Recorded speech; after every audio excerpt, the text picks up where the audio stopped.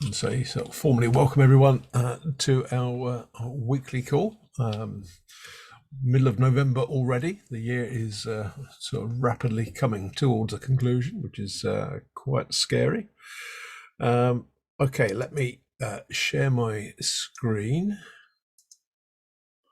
So, unsurprisingly, the sort of main focus of our discussion this week will just reflect on some of the highlights from the IETF meeting last week, which I'm hoping will be interactive, so you don't get bored by the sound of my voice. So others that were there, feel free to chip in as we run through the week. And then I just pick up, in fact, why don't I put the agenda on, as always, on sort of a few things that caught my eye from the news over the last week or so, and then just talk about a few forthcoming events, etc. Plus anything else that anyone wants to talk about, including potentially DNS over ping if time permits.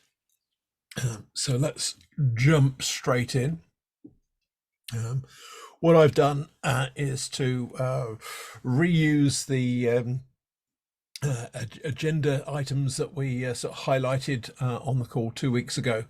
I thought it would be useful just to refer back to those, and then I'll just sort of walk through the week referencing those and call out things that spring to my mind. But as I say, others, as we do it, feel free to sort of jump in with your reflections on either those same sessions or indeed any other sessions that you attended that aren't listed, as we roll through the week. And we'll see where that leads us in terms of the discussion. And probably the simplest thing, just unmute and sort of chime in would probably be easiest. Or if you're somewhere where it's a bit noisy, feel free to post comments in the chat, and I will endeavour to call those out as well as we go along. Okay, so in any case, just looking at the start of the week, I'll start with the hot RFC session. So we had, actually, I'll start with the welcome reception, which was very well attended on the Sunday late afternoon, early evening, and really underlined the significant increase in numbers of people attending in person, which I think was around the 850 mark in the end. So quite a significant increase. I think Philadelphia was about 650, something like that. And the Vienna, as the first in-person meeting for a while, was just over 300. So quite a clear trend on people returning to attend in person. A pretty full room for the welcome reception. But then we some of us moved next door for the hot RFC lightning talks. The only reason for mentioning that, not so much because I gave a very short talk, just making sure people are aware of the side meeting the next day, was the volume of talks was quite impressive. I think there are about a dozen or so lightning talks in the end, so it's pretty content rich overall, and that seems to be sort of gaining more popularity as a format. Certainly seems to be picking up at the moment. I don't know if anyone else dipped in and if you had any other impressions from that, but certainly seemed that way to me, that there was a lot there.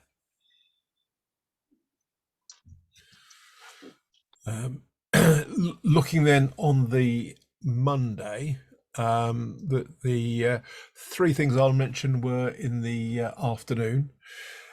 The session 3, the DNRG session continued where it finished in Philadelphia. So continued to focus on centralization and had a sort of number of papers that were presented. So in my opinion, it's good to see the IRTF sort of giving agenda time to the topic and beginning to gather input from across the community, and allow time, at least a reasonable amount of time, for a discussion on some of the issues that are raised. So I thought that was quite a worthwhile session, quite thoughtful overall, and definitely worth catching up on the replay if you weren't there in person. But I don't know if anyone else that's on the call attended either in person or remotely, for that matter, and if you've got any particular comments that you want to chime in with on that. So if you do, let me just pause and see if anyone does.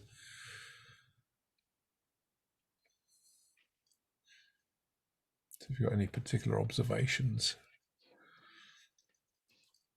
I'm not seeing a lot of people unmuting, so I'm guessing possibly not.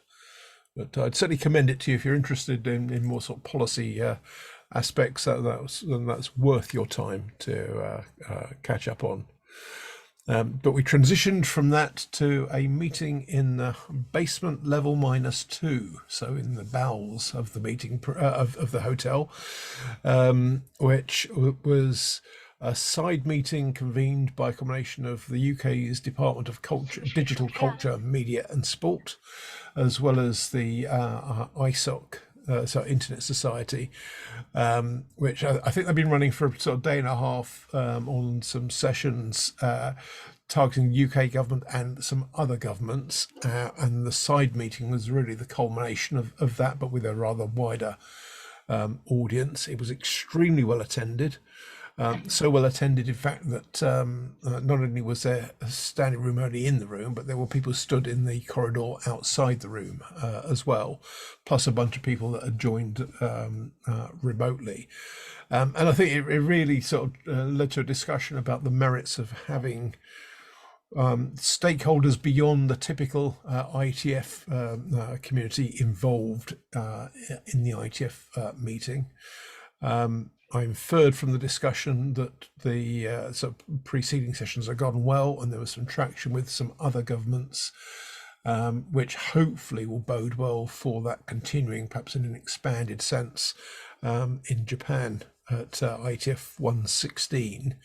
There appeared to be the appetite from, as I say, the comments that I heard in the room, as well as some comments from people afterwards, that it was sort of well worthwhile and very positively received.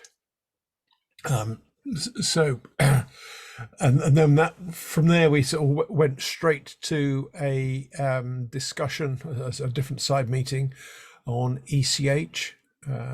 Just elsewhere in the building, and that was again a continuation of a discussion that started in Vienna, where I presented an initial draft highlighting some of the sort of deployment considerations from an end user perspective to take into account in deploying ECH. We updated the internet draft that morning, so literally just in time for the meeting. And I think in total we had about 40 people in the room, about another 10 or so joined remotely, so around 50 people or thereabouts took part in the discussion, which overall seemed to be pretty positive in tone, and will lead to some input being posted onto the ECH drafts GitHub, just so that it can be considered sort of within the draft, as well as we'll continue with the deployment considerations draft as well, continuing to expand that. But my sense certainly was the reception was broadly positive overall from within the room. Again, I know a few people on this call were also in attendance, so don't know if anyone else has any other observations, good or bad, from that discussion you want to sort of chime in with. I'll give you a chance to do so, either put them in the chat or just unmute and speak if that's easier.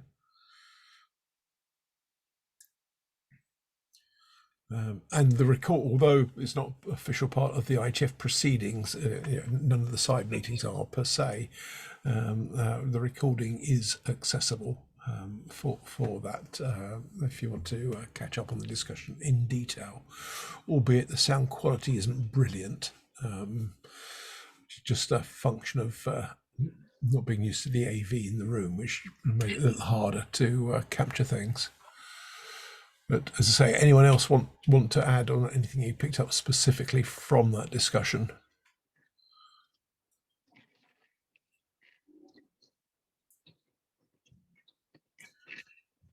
I'll take it possibly not at the moment. Okay, let me move through the week. Tuesday was sort of referred to by some as DNS Day. So we sort of kicked off the day with the DNS Ops working group, which had sort of reasonable amount of content. Possibly spent the most time, I think, on the alt TLD discussion and a few other bits and pieces. To me, that felt less content rich than the previous meeting in Philadelphia. Seemed less impactful overall. Not sure why that was, because unusually, I think extremely unusually for the DNS Ops meeting, it actually finished early, which is almost unheard of. Whereas, as I say, I think in Philadelphia, it definitely was very pressed to complete on time. And that was despite Paul Hoffman talking about the alt TLD paper, which had caused quite a lot of controversy on the list. Again, I just pause in case anyone else that was there had anything in particular you picked up on from that discussion. Oh, the alt discussion. Well, or any of the DNS Ops discussion, but sorry. Yes, sorry, Peter, fire away. I thought it was interesting to hear about the proposal for well, I think it's a draft now, the encrypted DNS redirection thing. So basically, a DNS server can respond with go somewhere else to find out, which is it was interesting as an idea. I never really thought about it before, and I've got to go and read the draft if it's up. But I think it was only completed just before the meeting or something like that as well. But kind of like I'm probably going to get this wrong, but sort of like a 301 response from HTTP. So, yeah. To summarize very briefly the concept, it's basically every time you connect to an encrypted resolver, you ask it, are you the appropriate location using an SVCB record? Basically, you ask it again every time. The first time you connect, you say, SVCB, are you the right person to talk to? And if the answer is yes, then you get basically you get the same answer as you got previously. And if the answer is no, you go into whatever server it tells you to. Yeah. Which would be interesting to just wonder whether that poses any challenges from a sort of a personal information point of view if you are redirected. If a user's set their DNS preferences and ends up landing at a different resolver. It's within the same, the resolver you first picked has to tell you where to go. So if the first resolver you picked sends you to a different resolver, then you've trusted the wrong first resolver to pick. In other words, you're already within the security profile of whoever you first created your connection with. And if you don't trust them, then you don't trust them. And if you do trust them, you do trust them. So it's only for encrypted resolution. So it's I'd say it's for redirection within a particular resolver's architecture, but it doesn't necessarily have to be.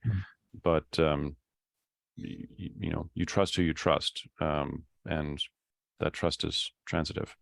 Yeah, I think maybe there is a problem on the let's say on the kind of on the legal asset of the data, because if the new resolver is based on a different country, it is subject on the laws of the new country. So maybe that you expect to be subjected to some kind of blocking because you connected at first glance to a resolver that is based in a country with a specific set of blocks, and then when you land in another country for optimization, you receive a different set of blocking. I agree that that's a policy problem, but I would also say that there's nothing preventing that happening today already. That problem exists right now, and this doesn't change that process in any way. Any cast right now does not indicate what country you land in. It simply routes you to the closest thing. And if your resolver operator chooses to resolve your queries in some different country, you already have to have the trust in them that you are in a policy regimen which is equivalent to the one that you're expecting. It still comes down to you trust who you trust, and if you don't trust your resolver to do the right thing, you don't trust them to either answer your queries, nor do you trust them to forward your queries to some other component of their network.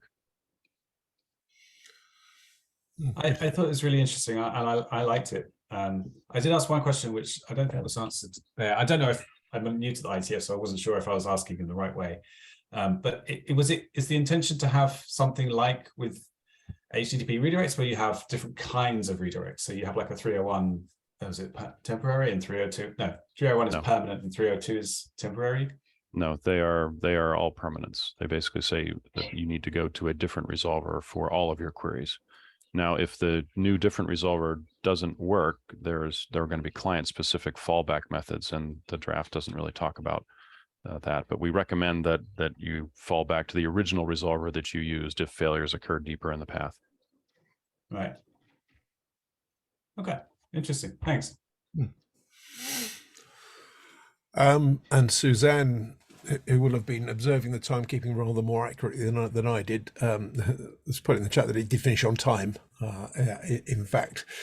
But perhaps more importantly, that going forward, we'll potentially go back to 2 slots for DNS ops, which I think was more traditional, to give a bit more scope for sort of discussion. It's only, I think, the last 3 meetings, where it's only been 1 time slot because of agenda pressures. But it looks like the agenda's built in more slots going forward, with sort of 4 sessions on most days now rather than 3, which does free up a lot more working group slots. So that's a good thing if there's more time. They actually went to fewer slots, mostly for the all virtual meetings, kind of avoiding Zoom fatigue. And I think they're slowly adding slots back in. Yeah. And we have never had extra time, certainly since pre-COVID. And we're thinking, we depending on what it looks like for 116, we might very well end up with 2 slots going back to that. Yeah, because there's never any shortage of things, sort of material to choose from, is there, Suzanne? There's never any shortage of things. In fact, this last agenda, the other thing we hadn't done before, is have a couple of things marked, 2 things marked as time permitting, and we got to 1 of them. So stay tuned, I guess.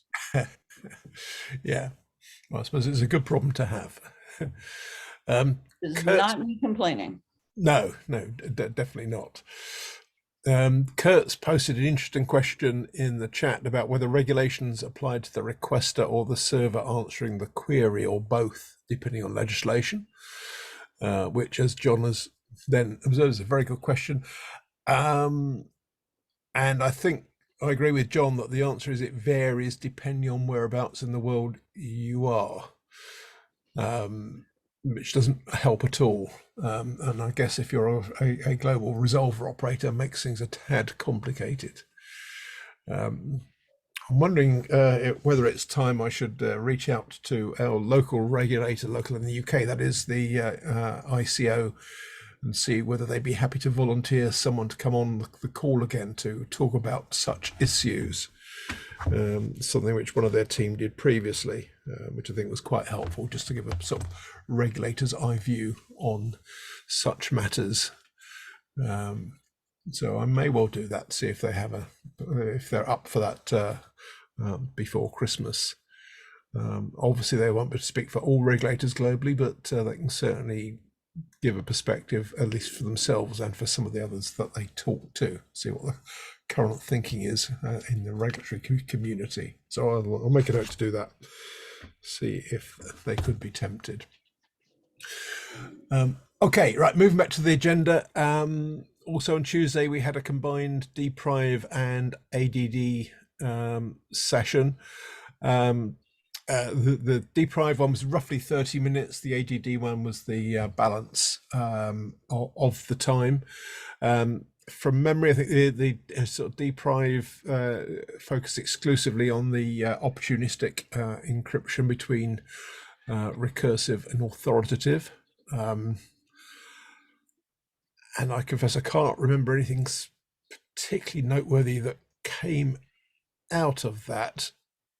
Anyone else pick up anything that they think is worthy of comment? Okay.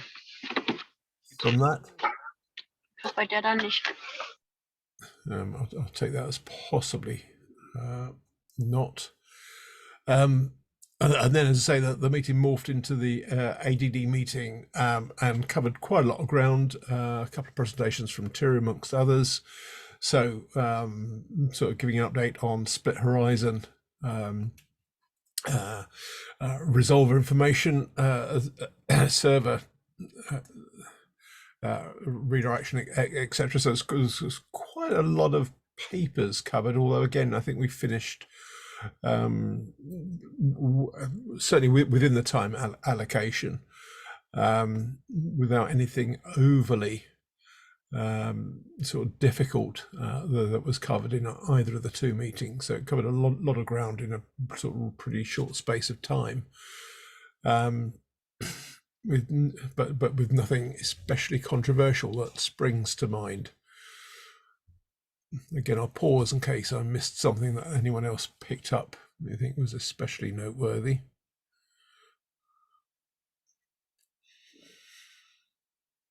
So as we're all struggling to call out anything in particular, so let me move on. I'll just touch on the IAB Open meeting, which I went to principally to just hear what the initial update was from the M10 workshop. That was a workshop. It was a virtual workshop that took place a couple of weeks previously, basically looking at how you manage networks when everything's encrypted.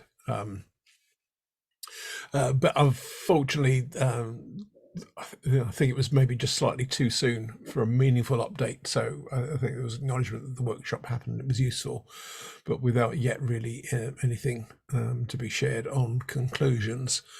And by the way, if you missed the workshop, the recordings are available. I think they're only about an hour. It was virtual, so it took place over 3 days. And I think the recordings are roughly only an hour or so each.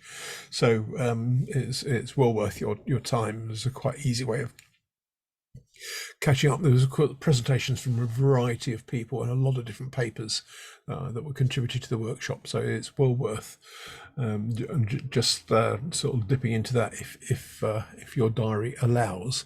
I'll share the links again to those recordings so you can do that. And then that evening, or sort of later in that afternoon rather, Dan Sexton from the Internet Watch Foundation joined and had a side meeting asking the question, is privacy preserving web filtering possible? And again, pretty well attended. I think 40 odd people there, plus some virtually as well. So Dan was really wanting to get a sense of, from the perspective of the Internet Watch Foundation's mission, which is to remove child sex abuse material from the internet, ultimately by getting it taken down, but in the very short term, in that period between the time where it's been identified and it's been taken down, using web filtering if possible to block access to the content. Felt to me like it was pretty constructive discussion in the room last Tuesday, including from some of the sort of browser developers. And I know so Dan was asking the question about whether it should be done at the client or on the wire. There are pros and cons with both, and hopefully that discussion will continue post meeting, as I don't think anyone's against the idea of blocking CSAM. It's more a case of how to do it in a way that doesn't cause other sort of privacy or other issues. So it felt like it was, my take, it was a constructive meeting. Anyone else jump in if you were there and had any additional points? Peter, you were, yes, I suppose it makes sense. You may want to be there as it was filtering. Yeah, I thought this was a really good meeting, and it was the CTO of IWF talking, and I thought he started off by saying that the list that they create, which is a list of CSAM content out there, used to be very effective, and now it isn't because basically because of HTTPS, and it's much harder to intercept web traffic. So he was asking, is there another way to do this, which is privacy preserving? I love the fact that they kind of admitted that up front and then just were posing the question. And it's the key difference, I think. I think the reason it wasn't controversial was because it was about, they were saying, look, it's not about monitoring, it's about blocking. So they're not interested in monitoring anybody's activity, just blocking access to this stuff. And I think one of the other things that was sort of proposed or was asked was about creating a kind of safe browsing service, which they can't do for the whole internet, but they could do for the people who are doing the filtering, which I think is really interesting, and I'd like to hear more about it from them. But yeah. Yeah, and I must admit, the other thing you've just reminded me that Dan mentioned, he was asked how big the filter list is, and he said it ranges between sort of 10,000, 25,000 entries, which my initial reaction was that's a lot smaller than I imagined it would be, but that's when he explained that it's extremely fluid. Yeah. With large number of entries changing each day where they get stuff taken down. So I think their aspiration is that stuff is on that list for a really short space of time until it disappears off the hosts. So it's a very dynamic list rather than a ginormous list of stuff they found, because which I guess is testament to the effectiveness of the team in getting the content taken down at source, rather than relying on the filtering to sort of block it ad infinitum. So the filtering is a pretty transient thing while stuff is being removed, which is I think good to hear. Okay, looking at the Wednesday morning, I didn't manage to get to the IETF open because I had some homework from the night before I had to deal with, unfortunately. So my first sort of proper engagement was in the OHI meeting. So anyone that was at either the IETF open or indeed the mask meeting, if there was anything interesting there, feel free to jump in.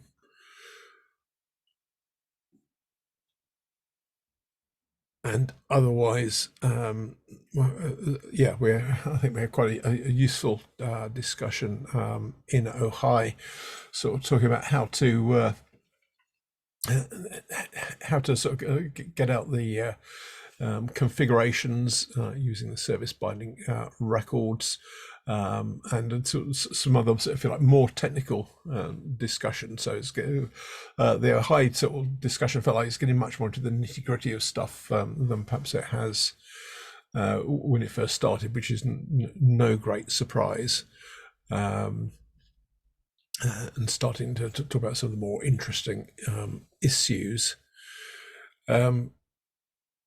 The PEARG research group followed on from that, and Uni gave their sort of presentation on measurement of internet shutdowns, which I think I've seen previously. I think it was at the RIPE meeting a couple of weeks previously, but I think was certainly of interest to the majority of the community that wouldn't have the benefit of seeing it in RIPE.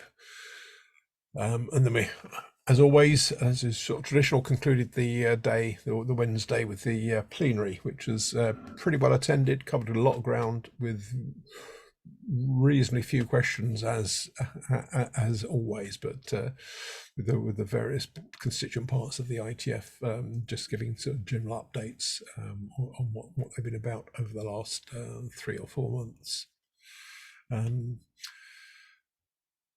Can't think of anything else worth mentioning from there unless anybody else can.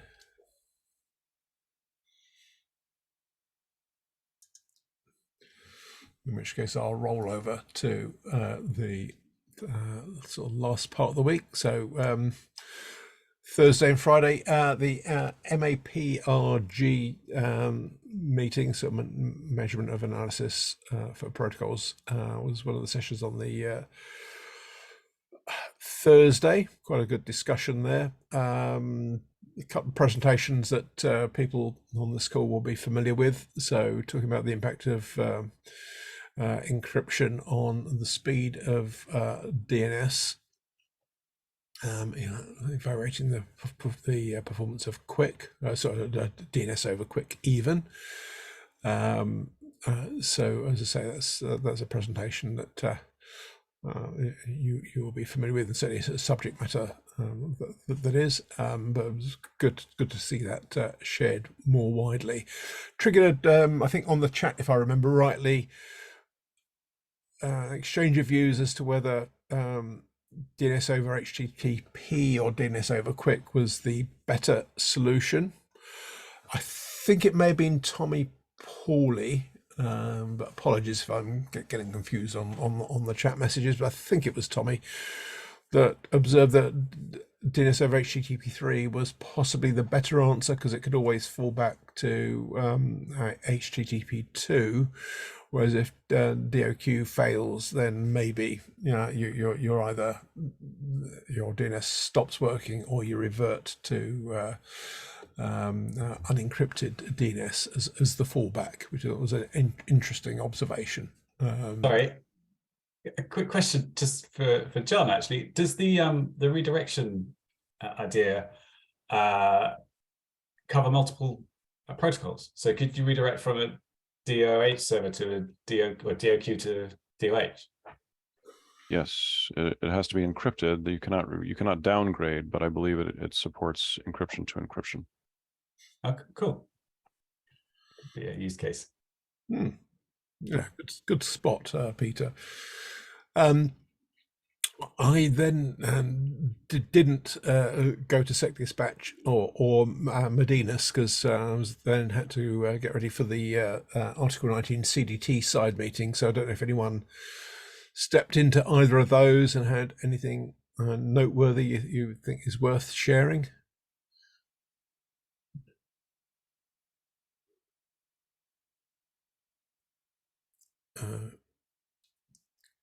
I'm not seeing any comments on that, but I can see in the chat that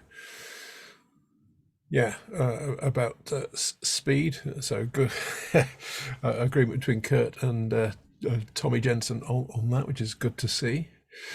Okay, so we finished Thursday, or some of us did. Article 19 and CDT hosted a side meeting for the IETF Curious, those organisations that weren't attending the IETF meeting, but perhaps had an interest in doing so in the future and wanted to know why they should. Pretty well attended. Total of about 40 people in the end, I think, in the room, there or thereabouts. Which, given it coincided with the tube strike, was quite a good outturn, all things considered. And we were privileged to be able to use the room at the top of the hotel on the 23rd floor. So I had a very good view over London at night, as well as a good discussion. And hopefully that will result in a few more organisations engaging with the wider IETF community in the future. We'll discuss within the IMADIR team whether we ought to repeat that, but my sense was it was well worthwhile and ought to be repeated at future IETF meetings to try and encourage ever wider participation. And then on the Friday, probably the most noteworthy session I was in was the Human Rights Protocol Considerations Research Group, part of the IETF, which covered a wide variety of topics, but one of them was concluded that the IETF is political, so it does do policy, despite assertions to the contrary, and that led to very interesting discussion in the chat after that presentation as to whether the IETF needed to engage with the wider multi-stakeholder community to enable it to be able to make those policy decisions, or whether it was able to make them by itself. So yeah, it was an interesting paper, well worth looking at the chat for some of that discussion if that's a topic of interest to you, but I suspect that will be revisited at future meetings, as it was contrary to what's previously been asserted, that the IETF doesn't do policy, whereas the conclusion of that presentation was that it says that, but actually does. But it said it in about half an hour, and I'm obviously not doing justice to the presentation. And obviously, as I was there, I didn't go to the security area open meeting, so can't, for example, comment on the role of formal verification in the standards process, although I'm sure that was an interesting discussion as well. So have I skipped over anything that other people thought was particularly useful from the agenda from the week? And I should say that all of the recordings, as far as I'm aware, of all of those sessions, apart from the side meetings, are all available now on the IETF website, which is always very efficient at getting those loaded remarkably quickly. So if there are any topics there that you do want to catch up with, then the materials are already there for you to do so.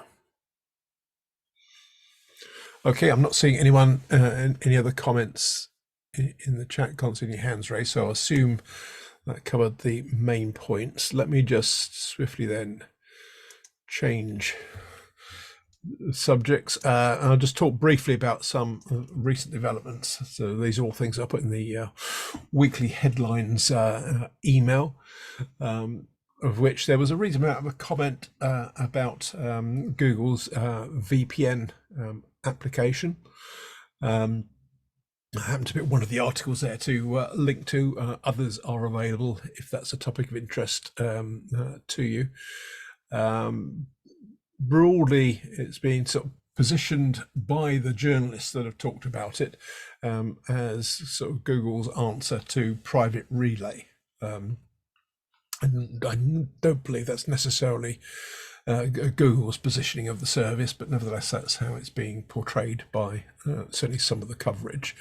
I guess it's the nearest equivalent, which is fair enough. Other things I picked up on include a very worthwhile article, as always, from Jeff Houston, who in turn is commenting on Paul Vicks's presentation at Nano 86 a couple of weeks back. Paul always gives, in my view, excellent presentations, and Jeff has then done a detailed analysis of it. So I think there's a good combination. Two very thoughtful people, always worth getting their point of view on stuff. I've included a link to our side meeting from last Monday, so you can catch that if that's of interest.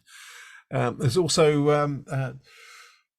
again, this is in the APNIC blog, an article sort of covering the support for extended DNS errors within Unbound, the latest update to the software, which was covered last week. And perhaps also usefully, the sort of RIPE chair team have helpfully provided a summary of the highlights from RIPE 85, and Echo provided a summary of some of the highlights from ICANN 75. So if you weren't able to attend those, you can quickly catch up on some of the key points from both of those recent meetings from those two links. And the final thing I just left on the slide was a reminder that the Digital Markets Act came into force at the start of this month. So it's been talked about for a long time. Obviously, the legislation was enacted a while back, but it's now officially in force. So if you weren't aware of that, the Commission put out a reminder a week or so ago to that effect. So that will affect many of the things that many of the people will do. So just a reminder that that is the case.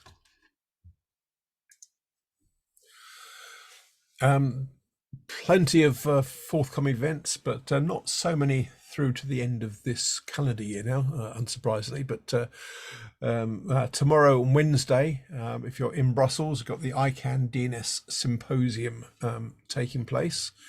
And in a week or so's time, the European Commission's high-level group on internet governance is also taking place. And then the last sort of major event of the year that I'm aware of course, is the Internet Governance Forum in Ethiopia at the end of this month. And then we got the run into Christmas before things pick up again in the new year.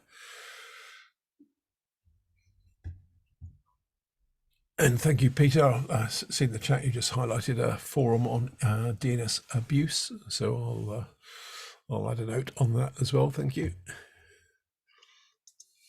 I found out about that today. Sorry? I only found out about that today. Oh, okay. Yeah. Well, I suppose at least you know, so helpful going forward. Then just finally, in terms of future call topics, you'll be aware we got the one I cover off in the new year on performance of DNS over quick, just an update on that. I'm also hoping that Dan will come on Dan Sexton from the Internet Watch Foundation will come on the call maybe next week to reprise some of the key points he made about privacy preserving web filtering, which is a bit of a tongue twister. I'm just waiting him to confirm he can do that next Monday, and there's a few other topics I want to pick up on and just get scheduled. And it did cross my mind whether we ought to reprise, if Peter's up for it, weird things people use the DNS for as we're getting towards the end of the year. Yeah, sure. Always find out some more Christmas stuff. There's bound to be. I mean, yeah. So maybe we'll put that on in a few weeks' time, Peter, to give you a chance to find some seasonal things to include on there. Well, ping over DNS over ping is definitely going to quit on that. Oh yeah, absolutely. Yeah, who could refuse that one? Yeah, I updated a little bit recently, not too long ago. Did I do it again for your call? For this call? No, you did it summer. I can't remember where it was now, which is awful of me. But I do remember you gave it recently, but it wasn't here. I did it for DNS Arc 38, I think it was, in Philly, which was fun. Yes, that was it. That's what I was thinking of, actually. Yes. Yeah, so I could do that again. That'd be cool. Like, send me an email with talk about it later. Yeah. And I see while we've been chatting, Michael has helpfully put a note about the European Parliament has approved the NIS2 directive, and organisation, the IGF. There's sorry. Let me say this a bit more coherently. There's some very interesting sessions coming up at IGF, of which makes the IETF discussions look quite straightforward in comparison with their labyrinthine agenda spread over the week. They have an impressive number of slots, so I will spend some time studying the various sessions there. But so thank you, Suzanne. That's a useful heads up and a reminder. Now, see, Kurt, you've raised your hand. Is that to, as we go into any other business, was it anything we've covered, or to talk about DNS over ping? A little bit, yes. I mean, it's not so much about the fact that you can transport or do something like DNS over ping, but rather how they do it and how you could use it with other protocols as well. Like they're using the padding function, and padding could be done with a lot of other protocols as well. You can sneak in a lot of other stuff, let's say, and go by firewall rules, because if they permit the protocol by itself, you can attach or simply do stuff in the padding.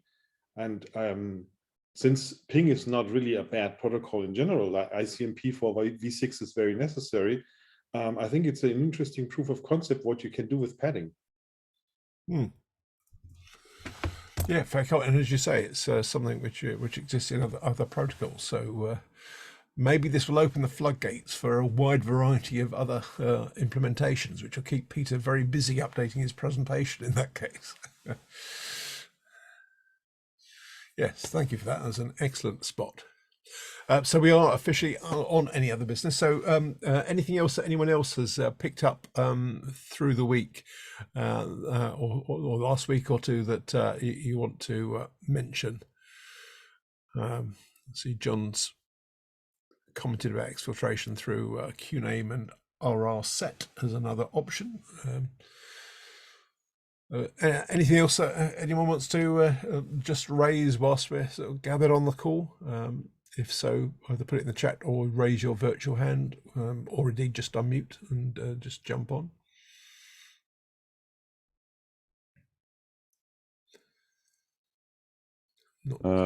I guess I'll comment because I don't have any comments on this other than to say that there was a ruling last week on Cloudflare's blocking in Italy. I don't know if you saw that. They did not win their appeal. So the Italian government has requested that Cloudflare block certain sites. I don't know what Cloudflare's comments are on that. It would be interesting maybe to get someone from their legal team or their technical team to say how that's being handled. That's sort of, as usual, the intersection between policy and technical solutions. They've said that they have a technical solution, that they were implementing a technical solution before the ruling, but now that the ruling is sort of confirmed, either they're going to appeal again or they're going to have to do something, and it'd be interesting to get their comments on what that's going to look like, and if there's any specific track for encryption on that or not. Yeah. How does that get handled? Excellent. Well, I hadn't seen that, John, so that's extremely timely. There's certainly nothing on Cloudflare's blog, unsurprisingly. Yeah, it was Torrent Freak, I think. I see Peter's just located an article on the subject. Thank you, Peter. And yeah, from Vittorio, that it's potentially been implemented already, which is marvelous. Yeah, okay, and there's the Torrent Freak link. I'll put those, if anyone that's not saving the chat, I'll put those on the link to the recording as well, so you have those to hand, and then see if there's anything else to add to that as well, John. So yeah, good. Well, thanks for calling that out. Most helpful. Well, I don't know if Vittorio is. As you and I were both in the HRPC meeting on Friday, which talked about sort of the politics and the IETF. I don't know if you had any thoughts on that, because I thought it was a most interesting discussion, mainly on the chat, as is almost always the case in the IETF. Yeah, I mean, there was a bit of discussion around basically a report that said that, I mean, at least admitted that the IETF is doing politics, and people within the organization seem to actually know this. So this was a research by an anthropologist, so of course from a social sciences viewpoint. But then, of course, we tried to raise the discussion in the chat on whether then the IETF is equipped to take political stances and embed them in standards, and whether they should involve more stakeholders. And I guess this will be a discussion for the future. Yeah. Yes, indeed. And thanks, Suzanne, for posting the link to. Yeah, I just to add to what Vittorio said, there's actually been, that was, Corinne actually did different talk based on the same material for the IRTF open meeting. It was one of the prize papers. And I really recommend people that are interested in the technology policy space around standards. She's an anthropologist, not a technologist, and I don't agree with everything.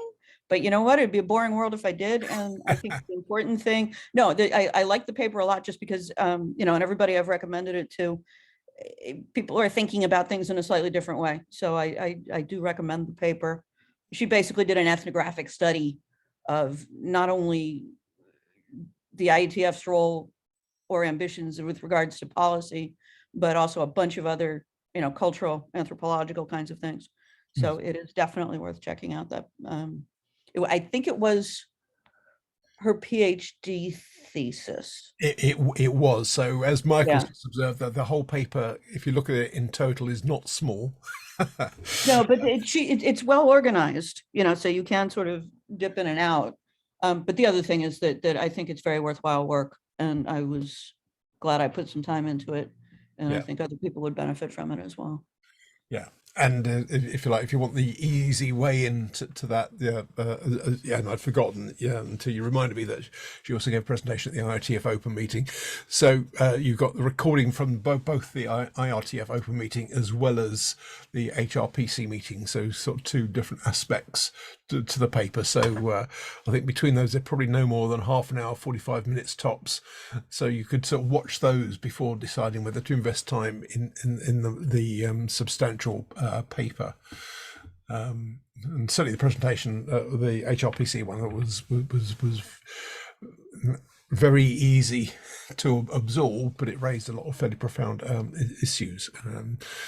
But yeah, coming at it from a completely different point of view, which is always, as you say, makes it much more interesting that way around. Good. All right. Well, we're almost out of time, so just one last chance for anyone else that has anything you want to raise. I'm not seeing any hand raised or anything else in the chat. So in which case, let's close the call there a couple of minutes early. So thank you everyone for your time this week. I hope that was useful. And we'll pick up same time next week, potentially with Dan Sexton, or as soon as I can confirm with him, he can make that time slot to have the discussion. So see you all then. Have a great week. Thanks all. Thanks, Andrew. You too. Bye-bye.